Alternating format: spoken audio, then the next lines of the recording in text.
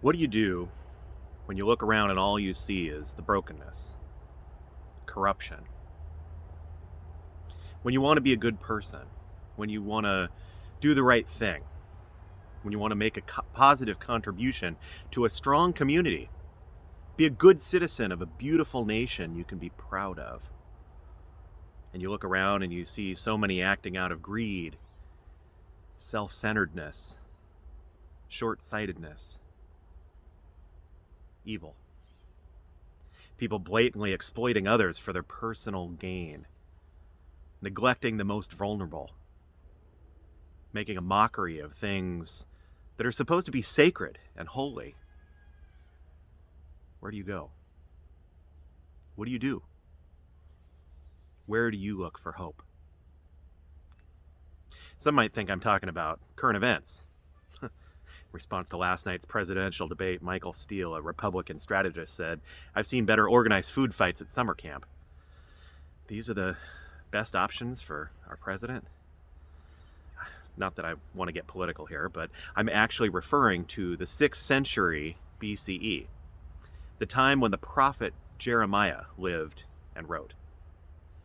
The book of Jeremiah is a message to the Jews who are in exile in Babylon. God's people had been driven from their promised home, the Holy Land. Jeremiah is explaining the disaster of exile as God's response to the people's worship of false gods and misplaced values. The people, says Jeremiah, are like an unfaithful wife and rebellious children. Their infidelity and their rebelliousness made judgment inevitable. We talk to our boys about consequences of actions. Not punishment, but consequences. Chapter 7 of Jeremiah talks about the holy temple being a place where sacrifices are made and where incense is burned to false gods. Chapter 8 begins by acknowledging that graves have been desecrated. Sacred remains have been exhumed. And the response of the people? Verse 5, it says, they cling to lies. Verse 6 says, they don't change, saying, what have I done? Even the leadership is afraid to address how broken everything is, saying, peace, peace, as though everything continues to fall apart. As though everything were okay, but it's just a disaster. Verse 20 ends up feeling, I think, rather relatable. The harvest is past, the summer is ended, and still we're not saved. I know a lot of people were hoping this fall we could return to school, return to work, return to life as we were used to before COVID. And yet we wait. Jeremiah chapter 8 concludes with these words. Since my people are crushed, I am crushed. I mourn, and horror grips me. Is there no balm in Gilead? Is there no physician there? Why then is there no healing for the wounds of my people?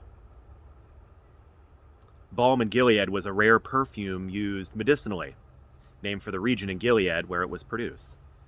Some botanical scholars have concluded that it came from the terebinth tree. The phrase has come to signify a universal cure.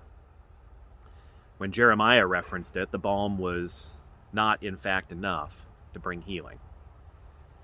Yet an African-American spiritual developed during the days of slavery, and it takes Jeremiah's despondence and turns it into hope.